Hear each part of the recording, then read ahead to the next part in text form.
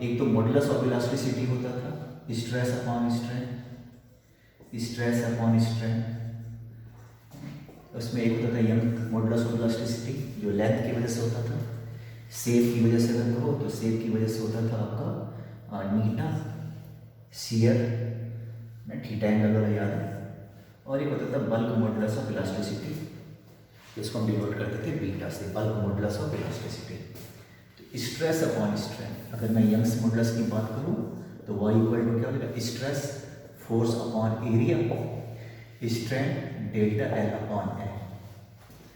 तो y equal to क्या हो जाएगा, F upon A into L upon delta, L upon delta,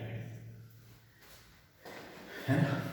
याद करो फोर्स इनटू डिस्प्लेसमेंट को कभी कभी वर्क डन भी कहा जाता है, तो काल में मिला के देगा क्वेश्चन, ठीक है। इसमें इसमें बड़ी सारी बातें हैं। अदर थिंग्स रिमेन कांस्टेंट, अगर सब कुछ कांस्टेंट हो तो y केवल किस पे डिपेंड करेगा, डेल्टा एल पे डिपेंड करेगा, 1 अपॉन डेल्टा एल। इसमें कई सारे फॉर्मूले बना सकते हो। अगर मैं एरिया की जगह पाई आर स्क्वायर रख दूँ और मैं दो स्ट्रिंग का कंपेयर करो, इसमें इतना फोर्स लगाया जी, इसमें इतना फोर्स लगाया, बाकी सारा चीज़ कांस्टेंट है ना। ये strength constant, radius force constant, तो y किस पे डिपेंड करेगा, 1 अपॉन आर स्क्वायर। इसमें भी अलग अलग क्वेश्चन है, फॉर्मूले को खुद देख लो, है ना। y किस पे डिपेंड करेगा, एफ पे। अगर मटेरियल भी कांस्टेंट हो, दोनों का मटेरियल सेम हो तो y भी कांस्टेंट हो गया, तो f किस पे डिपेंड करेगा, खुद देखो ना, कई सारे फॉर्मूले लगाइए। ये देखो pi R square L upon delta L equal to Y Y. अगर मटेरियल कांस्टेंट हो तो F L upon pi R square delta L, ये क्या हो जाएगा, कांस्टेंट नहीं। अब देखो तो बाकी अगर ये और ये कांस्टेंट है तो एफ किस पे डिपेंड करेगा, आर स्क्वायर पे, F upon R square equal to क्या हो जाएगा, कांस्टेंट। बाकी सारा चीज़ अगर सेम रखो तो अलग अलग स्ट्रिंग के लिए तो ये हो जाएगा कांस्टेंट। तो एफ इक्वल टू क्या हो जाएगा, एफ प्रोपोर्शनल टू क्या हो जाएगा, आर स्क्वायर, है ना। अगर दो दो इस तरीके से बनता है तो आगे आएगा क्वेश्चन, तुम खुद देख लेना, इस तरीके से फॉर्मूला बन जाएगा। अदर थिंग्स रिमेन कांस्टेंट, बाकी सारा चीज़ अगर कांस्टेंट हो तो फोर्स का, दो फोर्स का कंपेयर ऐसे कर सकते हो। अगर मोटाई भी सेम है, थिकनेस सेम है, तो एफ किस पे डिपेंड करेगा, डेल्टा एल पे। तो ऐसे बहुत सारे फॉर्मूले बना सकते हो, ठीक है। अब अगर लिखना क्वेश्चन में डिस्कस कर सकता हूँ, है ना। तो हर एक का फार्मूला को रखने की जरूरत थोड़ी ना है, ये फार्मूला ये है, इसमें बहुत सारे फार्मूले तुम बना सकते हो। अगर ये सेम रहा तो फिर एफ किस पे डिपेंड करेगा, एफ भी सेम रहा तो क्या होगा, खुद बैठ के सोचो। और जो बार बार आ रहा है डेल्टा एल अपॉन है, इसको 100 से मल्टीप्लाई कर दो तो इसको बोलते हैं परसेंटेज चेंज इन लेंथ। तुम जानती हो कि परसेंटेज निकालने का तरीका। पहले क्वेश्चन देखो, a body of mass 10 kg suspended from a wire of length 4 metre, पहला question, and radius 3 mm, calculate the stress. Stress का फॉर्मूला क्या होता है, एफ अपॉन ए। इसको प्रेशर करके भी दे सकते हैं, external pressure equal to internal pressure, Newton's third law, बाहर से जितना फोर्स लगाओगे अंदर से उतना ही फोर्स, है ना। तो ये स्ट्रेस पूछ रहा है, फोर्स में mg दे रखा और यहाँ पे पाई आर स्क्वायर लगा दो, आर दे ही रखा पर वो मिलीमीटर में दे रखा शायद, उसको तुमको सेंटीमीटर में कन्वर्ट करना है, ठीक है। ये ऑफ लेंथ, लेंथ का कोई लेना देना नहीं है, लेंथ का सॉल्यूशन भी दे रखा, तुम लोग ट्राई कर लेना।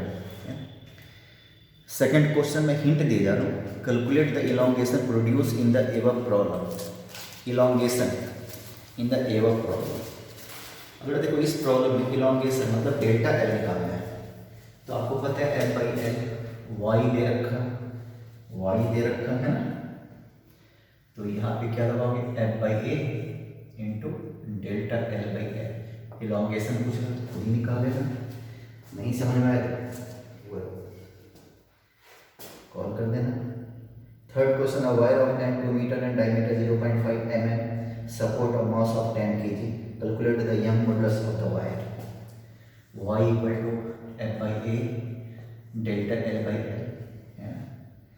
अब देख रहे हो, वायर लेंथ दे रखा 2 मीटर, मीटर दे रखा, डायमीटर एरिया निकालने के लिए पाई आर स्क्वायर, डायमीटर दे रखा, रेडियस 0.5, डायमीटर का आधा, मिलीमीटर में है तो इसको मीटर में कन्वर्ट करना, 1000 से डिवाइड करके, ऐसे ही यूज करना बढ़िया। 1000 से डिवाइड करोगे मिलीमीटर को तो मीटर में आ जाएगा, 1000 से डिवाइड करने पे। इलॉन्गेशन भी दे रखा डेल्टा एल 0.238, मैं थर्ड क्वेश्चन की बात कर रहा हूँ, सेंटीमीटर, इसको 100 से डिवाइड कर देना तो मीटर, मतलब तुम इसको ऐसे लिख लेना 0.238 इंटू 10 की पावर -2, ऐसे लिखोगे तो ज़्यादा बढ़िया रहेगा, 10 एक जगह इकट्ठा हो जाएगा, हो जाएगा। ठीक है, फोर्थ क्वेश्चन मैं पूरा बना देता हूँ, ये सब हिंट है, फोर्थ क्वेश्चन पूरा बना देता हूँ ताकि वो कन्फ्यूजन हो कि ये होगा कैसे। अभी भी हिंट तो मैंने दे दिया, पूरा नहीं बन रहा, मैं पूरा बना देता हूँ। क्वेश्चन नंबर 4 के देखिए, in order to produce an elongation of 0.2 mm, कहता है इलॉन्गेशन 0.2 mm, इलॉन्गेशन का मतलब चेंज इन लेंथ, तो 0.2 इंटू 10 की पावर -3, पॉइंट हटा दो 10 की पावर -4 मीटर, मिलीमीटर में था मीटर में कन्वर्ट कर दो। लेंथ दे रखा 5 मीटर, लेंथ दे रखा 5 मीटर। Calculate the weight to be suspended from it end, ये वायर है, यहाँ से कितना वेट, m मास का तो कितना वेट, ठीक है, वेट पूछ रहा है आपसे, है ना, आंसर लेकिन केजी में दे रखा तो मास आपको निकालना है, तो है ना, और यहाँ पे वाई दे ही रखा, क्या होता है formula, F/A into delta L/L, ये होता है फॉर्मूला। मैंने फॉर्मूला कभी गलत तो नहीं लिखा, डेल्टा L नीचे होगा और L ऊपर होगा, ठीक है। तो वाई कितना दे रखा, 1.8 into 10 raise to the power 11, ये m इंटू जी फोर्स, वही जो इसका वेट है, एरिया दे रखा, रेडियस दे रखा 2 मीटर, एंड रेडियस 2 मिलीमीटर, थोड़ा सा अलग अलग दे रखा पर वो मिलीमीटर है, पाई आर स्क्वायर, आर की जगह 2 मिलीमीटर, तो ये को मीटर में कन्वर्ट कर दिया, देख लो 2 मिलीमीटर को मैंने मीटर में कन्वर्ट कर दिया, pi R square, delta L 0.2 metre, 0.2 millimetre delta, इसको भी मीटर में कन्वर्ट कर दिया, है ना, ये मास लगता है, और लेंथ दे रखा 5 मीटर, ये ऑलरेडी 5, एल ऊपर जाएगा 5 डेल्टा एल की जगह ये, ठीक है। सबको इधर लेकर आ जाए, 1.8 into 10 raise to the power 11, इधर आ जाएगा पाई, 2 का स्क्वायर 4, ये 10 की पावर -6, ये भी इधर आ जाएगा 0.2 इंटू 10 की पावर -3, ठीक, ये भी इधर आ जाएगा, ये 5 नीचे आ जाएगा, और ये जी भी नीचे आ जाएगा, 10 ले लेता हूँ 9.8 की जगह, यहाँ से मास निकाल लीजिएगा, है ना, सारे 10 को इकट्ठा करो, ये देखो तो 6 3 9, 6 3 9, एक 10, एक 10 बचेगा, ये सारा 10 कैंसिल हो जाएगा, केवल एक 10 बचेगा, फिर मल्टीप्लाई कर लीजिए, पाई की जगह 3.14 रख के देखना, कैलकुलेटर यूज कर लेना, ज़्यादा टाइम खराब नहीं करना, ठीक है। Fifth question, a load of 60 kg suspended from one end of metal wire of length 10 mm, 10 metre है लेंथ, और उसको एक एंड पे तुमने कुछ 60 किलो का मास, क्रॉस सेक्शनल एरिया दे रखा। अब एरिया दे रखा वो निकालना है, बस मिलीमीटर स्क्वायर दे रखा है ना, एरिया दे रखा, ये रेडियस वेडियस नहीं है। अब इसको मैं क्या लिखूँ, मीटर के साथ में स्क्वायर, मिलीमीटर को मीटर में कन्वर्ट कर दोगे तो ये हो गया तुम्हारा एरिया, एरिया फॉर्मूले में एरिया की जगह ये रख लेना, ठीक है। Calculate the stress strain elongation, elongation का मतलब डेल्टा एल, डेल्टा एल को कहते हो एलोंगेशन, ठीक है भैया, ट्राई करना। स्ट्रेस स्ट्रेस स्ट्रेन, ये ना डेल्टा एल बाई एल को स्ट्रेन बोलते हैं, एलोंगेशन का मतलब डेल्टा एल, इजी है, एकदम बनाइएगा, सारा बन जाएगा। मैं आता सीधा 7th क्वेश्चन पे, 7th क्वेश्चन पे, ये देखो इस टाइप का क्वेश्चन थोड़ा इंपॉर्टेंट होता है, ध्यान से देखिएगा। 7th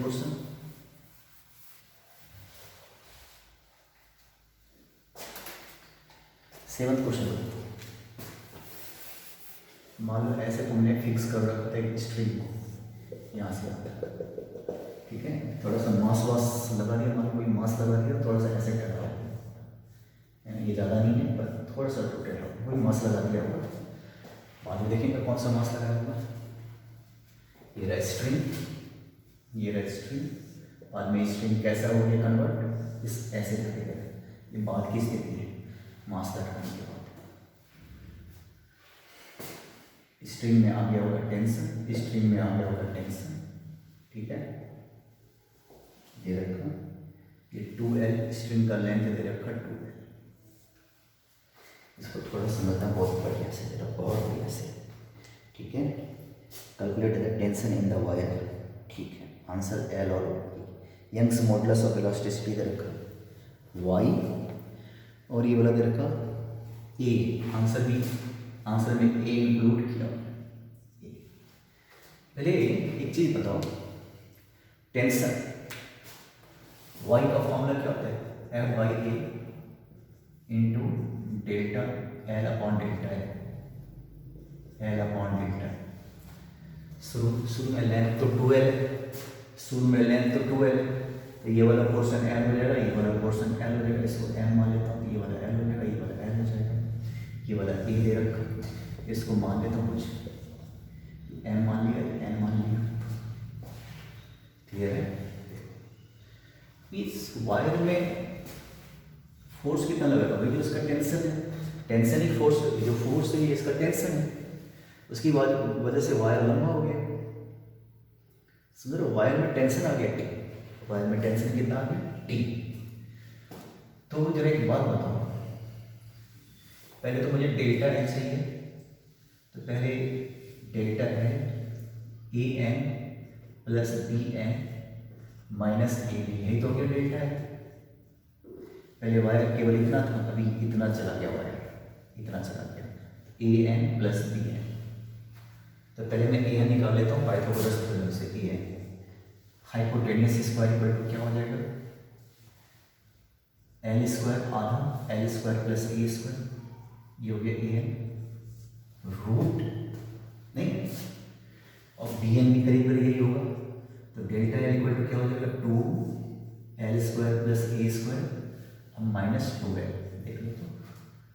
तो अभी यहाँ पे थोड़ा सा आगे बहुत काम आने वाला है, A बहुत छोटा है, A is very less than, much less than as compare to L, ये बहुत छोटा है। तो क्या करोगे ध्यान से, ऐसे सारे क्वेश्चन में आप आगे तुम पढ़ोगे, उसको बोलते हैं binomial theorem, A plus B raise to the power n। अगर मान लो A काफ़ी छोटा है, A काफ़ी बड़ा है, काफ़ी बड़ा है B से, हम क्या कर लेते हैं A को बाहर कर लेते हैं, उसके साथ पावर आ जाता है, और 1 plus B by A raise to the power n, ऐसा हो जाता है बाइनोमियल। B बहुत छोटा है और बहुत बड़े से तुमने डिवाइड कर दिया है, तो अपने आप में ये लगभग 0 है, पर करते क्या है ध्यान से, बाइनोमियल लगाते हैं, A square plus 2AB binomial लगता है, असल में ये पावर यहाँ पे आ जाता है, अब प्लस इधर जो भी आएगा टर्म, क्योंकि अब वहाँ पे स्क्वायर होता जाएगा, क्यूब होता जाएगा, 4 होता जाएगा, तो सब 0 लेगा, खाली ये वाला टर्म बचता है, ये वाला टर्म। बाइनोमियल में तुम खूब अच्छे से पढ़ोगे, जैसे कि अगर मैं बोलूँ यहाँ पे 10 प्लस 120 की पावर 10, इसका आंसर क्या होगा, तो भाई ये तो बहुत बड़ा है, तो इसका अप्रॉक्सीमेट आंसर कैसे निकालते हैं, 120 बड़ा कौन सा, 120 इसको बाहर कर दो, 120 की जगह 1 कर दो, 120 की जगह, और ये क्या कर दो 10/120 की पावर 10। अब हम इसको ऐसे लिख सकते हैं 1 प्लस पावर 10 गुणा 10/120, ऐसे, बाकी टर्म को 0 हम लेंगे, बाकी टर्म को 0 ऐसा ले लेते हैं। इस तरीके से सॉल्व किया जाता है, केवल पावर से मल्टीप्लाई कर लो। एंड की कंडीशन यहाँ पे क्या है, बड़े वाले को बाहर करना होता है ताकि छोटा वाला और छोटा हो जाए, ये। तो यहाँ पे आपको पता है ये बहुत छोटा है, L हो रहा है, मैं यहाँ से L बाहर कर लेता हूँ, स्क्वायर रूट से बाहर आएगा, हमने क्या बाहर किया, ए को बाहर किया तो पावर भी बाहर आ गया, एल स्क्वायर को बाहर करेंगे तो रूट भी, तो एल बचेगा, यहाँ पे क्या हो जाएगा 1 और यहाँ पे क्या हो जाएगा ए बाई एल का whole square, A by L का होल स्क्वायर ऐसा हो जाता है, और -2l। इसको बड़े ध्यान से सुनना, देखो ए बाई एल क्लियर है। अब ये 2l इसको मैं ऐसा लिख सकता हूँ 2l 1 plus A square by L square. Root का मतलब कौन सा पावर होता है, हाफ पावर होता है, रूट का मतलब हाफ पावर होता है, रूट का मतलब होता है हाफ। मैं देख लूँ फ्रेम में आ रहा है, ठीक है, उम्मीद है समझ में नहीं आ रहा होगा। ये होता है, अभी क्या करोगे, इसको मैं निकालता हूँ, ठीक है। अच्छा इसको मुझे किसी जरूरत पड़ेगी, मैं यहाँ पे निकालता हूँ, इससे थोड़ा सा निकाल देता हूँ। क्या करोगे 2l तो था 2l half 1 plus 1/2 A square by, ये आगे बहुत बार आएगा ऐसा चीज, पहली बार नहीं बहुत बार आएगा। बाकी के टर्म को जीरो लेट कर देंगे, बाकी का जो भी है वो सब जीरो हो जाएगा, जितनी भी आएंगे इन्फानाइट आएगा अगर हाफ है तो -2l ऐसा। अभी देखो 2l से 2l कैंसिल हो जाएगा, तो जो डेल्टा है इलांगेशन किसके बराबर है, 2l से 2l कैंसिल हो गई है, तो 2l into half into A square by L square, 2 से 2 कैंसिल, एक एल से एक एल कैंसिल, 2 से 2 कैंसिल, ये क्या हो गया ए स्क्वायर बाई एल, ये हो गया तुम्हारा इलांगेशन, है ना। अब बेटा देखो, अब मैं लगाता हूँ फॉर्मूला, इसको मिटा देता हूँ, समझ में आ गया होगा, स्क्रीनशॉट ले लो।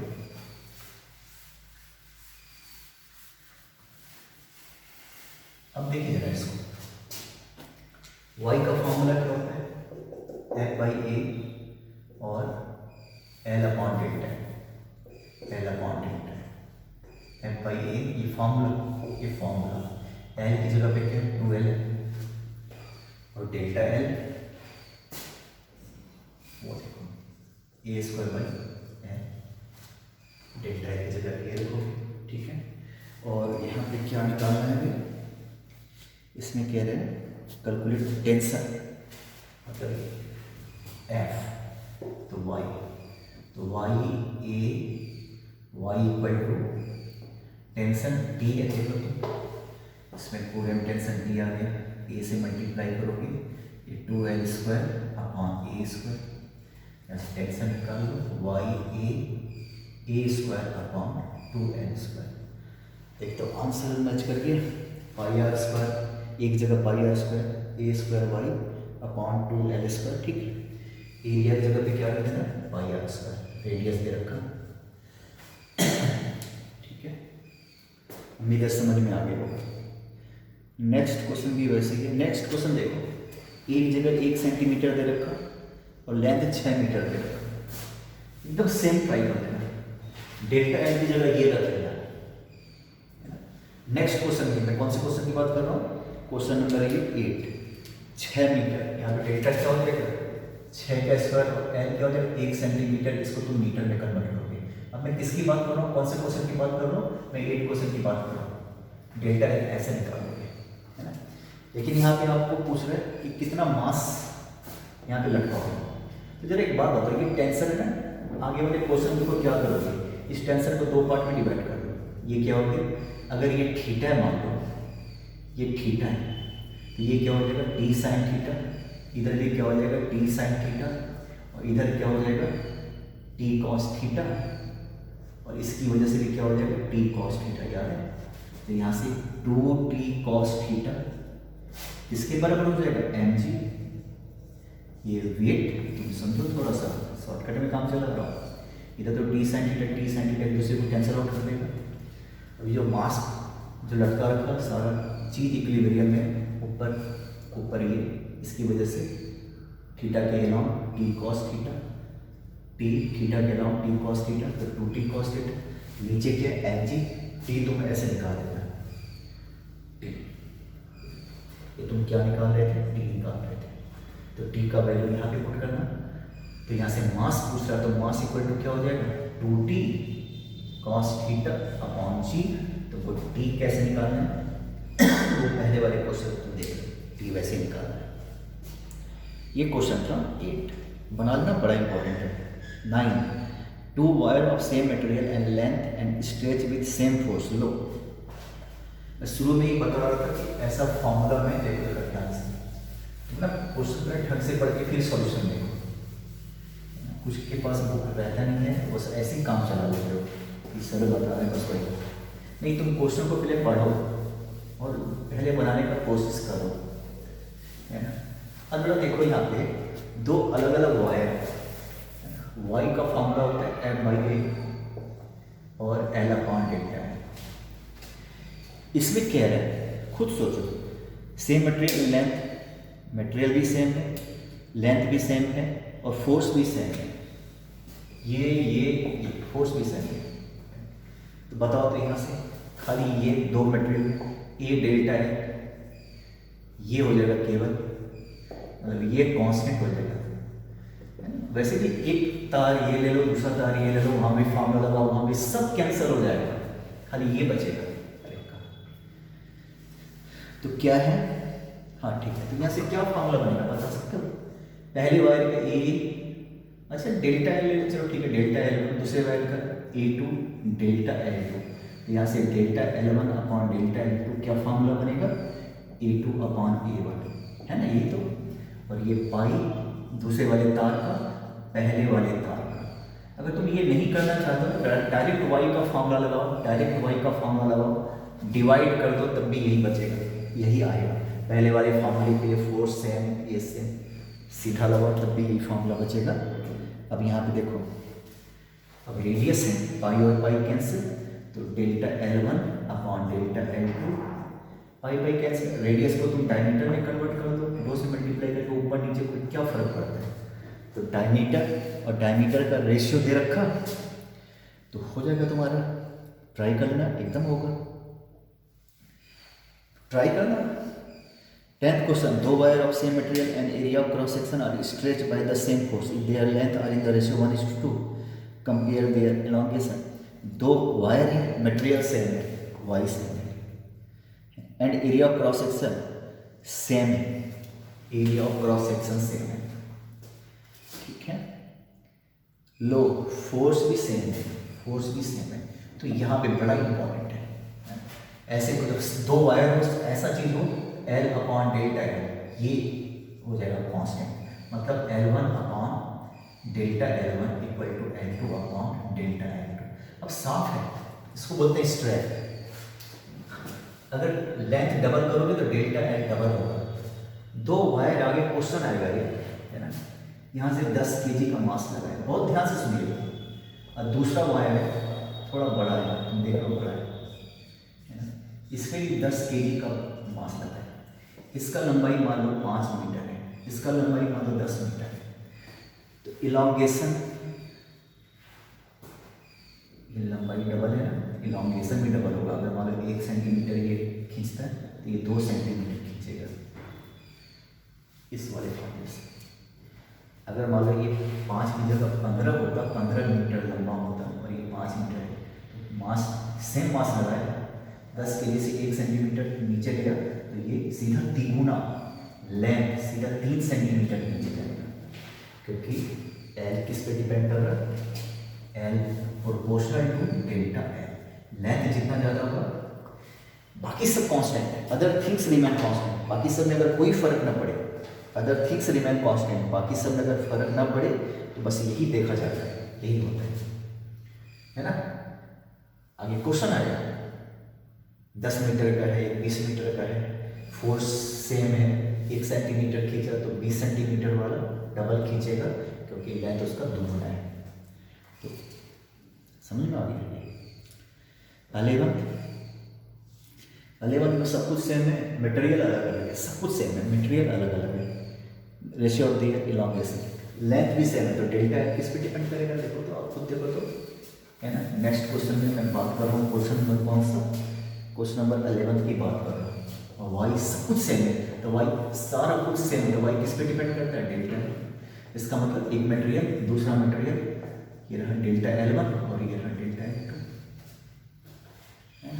ऐसे करके निकालना। अदर थिंग्स रिमेन कांस्टेंट, बाकी सब कुछ एक जैसे है।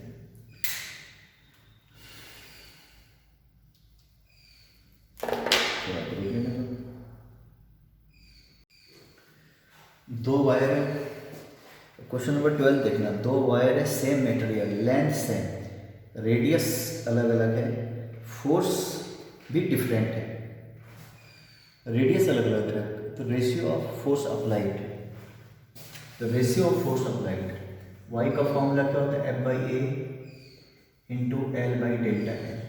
एक जगह पे क्या रख सकते हो, पाई आर स्क्वायर। रेडियस अलग अलग है, ये सेम ये सेम ये सेम, तो F अपॉन आर स्क्वायर होगी। पाई तो कांस्टेंट है, पाई तो होता है कांस्टेंट, F प्रोपोर्शनल टू क्या होगा, तो ये फॉर्मूला बन जाएगा ना। अगर दो अलग अलग वायर से कंपेयर करोगे, R1 square upon R2 square. अगर दो अलग अलग वायर है,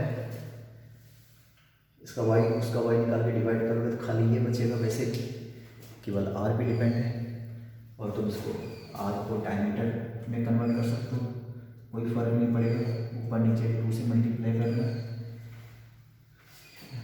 2R1 का स्क्वायर 2R2 का स्क्वायर, कोई फर्क नहीं पड़ेगा, डायमीटर बन जाएगा। देखो इन the above question you get 2 wire, और 13th question, same area of cross section and material, length का रेशियो दे रखा, फोर्स सेम इलॉन्गेशन है, तुम खुद कर लेना, खुद कर लेना। 14th भी खुद कर लेना, ठीक है।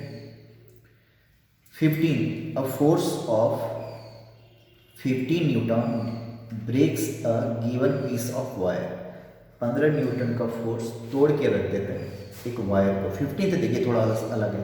Calculate the force required to break a wire of same material and same area of cross section but twice as long as previous wire, है ना। अब जरा इस क्वेश्चन में जरा एक चीज देखना, है ना, ब्रेकिंग मटेरियल ये क्या होता है, जरा सुनना जरा ध्यान से, है ना। ब्रेकिंग स्ट्रेस, ऐसा स्ट्रेस जिससे कोई मटेरियल टूट जाता है, वो हम कैसे निकालेंगे, जरा ध्यान से सुनना। ऐसा स्ट्रेस जिससे कोई मटेरियल टूट जाता है, तो पहले मतलब सिंपल स्ट्रेस का फॉर्मूला बता देता हूँ। ये देखो,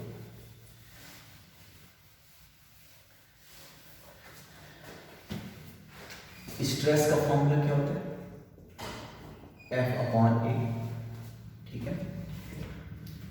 तो 15 अब यहां पे दे रखा कि 15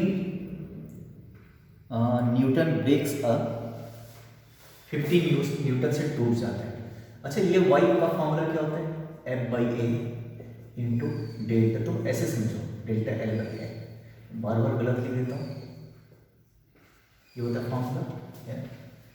अगला देखो, 15 न्यूटन अपॉन ए कर देता हूँ, सब कुछ सेम है, L अपॉन डेल्टा L, ठीक है।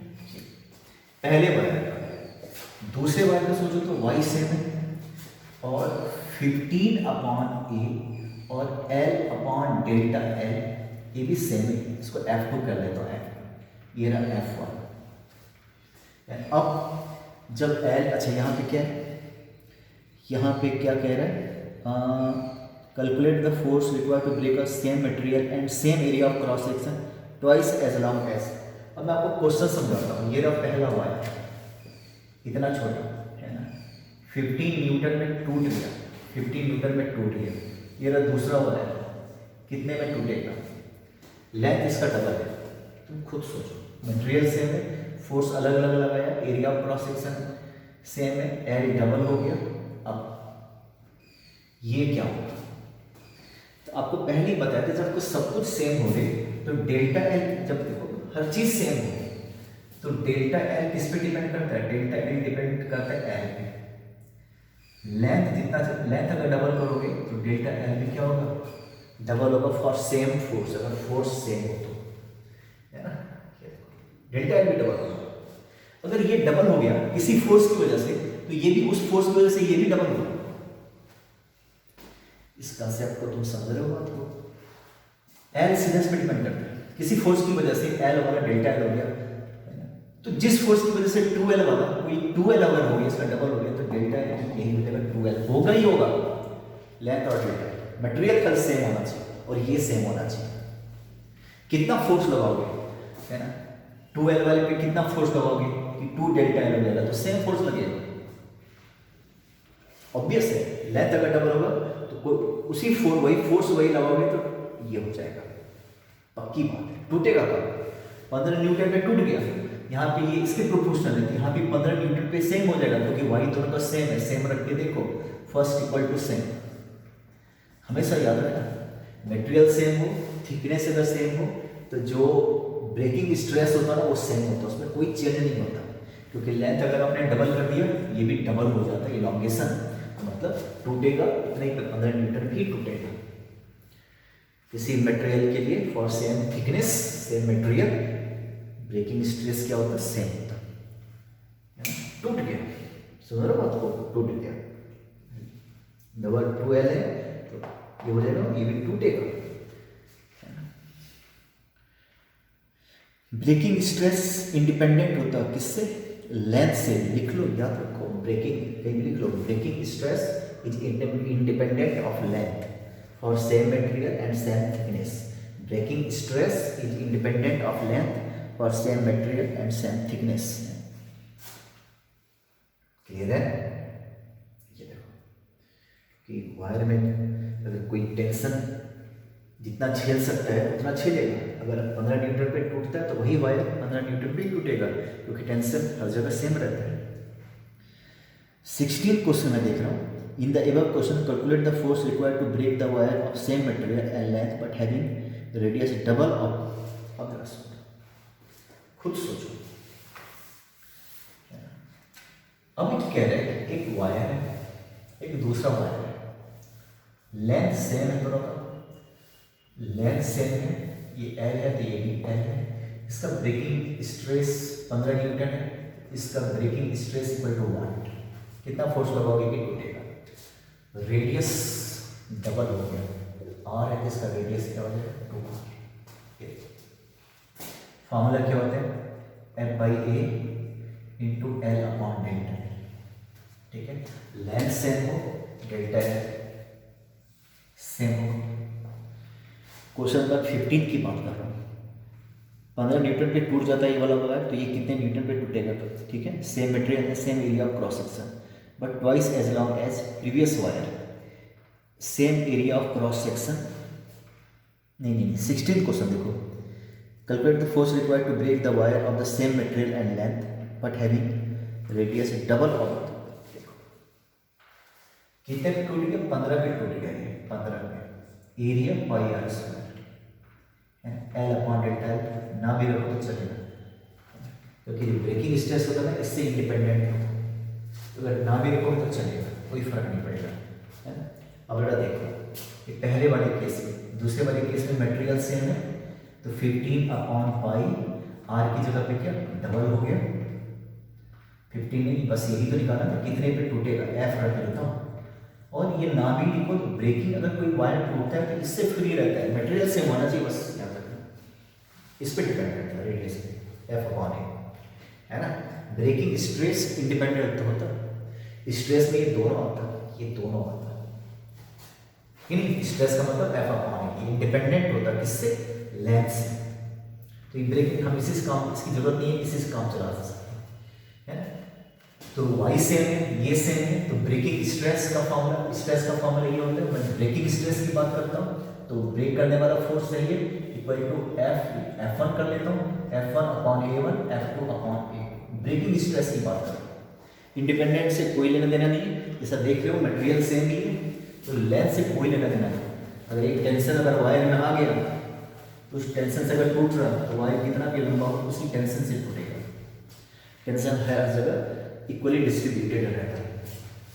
पहले 15 लगाया था तुमने, फिर πr², फिर कितना दबाओगे, रेडियस क्या हो जाएगा, डबल दे रखा, यहाँ निकाल लेना, 60 न्यूटन आ जाएगा, 16 न्यूटन। ब्रेकिंग स्ट्रेस इससे इंडिपेंडेंट होता है, याद रखना। खाली वो फॉर्मूला लगा, सब कांस्टेंट है, F/A इक्वल टू कांस्टेंट, खाली क्या बचेगा, अदर थिंग्स रिमेन कांस्टेंट, तो ये हो गया कांस्टेंट। तो दो वायर के लिए क्या लगा देना, ब्रेकिंग स्ट्रेस की बात कर रहा हूँ, ये होता है स्ट्रेस। अब मत देखना कि वायर कितना लंबा है। Calculate the decrease in the volume. अब ये तो हो गया तुम्हारा, है ना, यंग मॉडुलस का। अब आ रहा, मैं जो देख रहा हूँ, बल्क मॉडुलस के क्वेश्चन आ रहे हैं।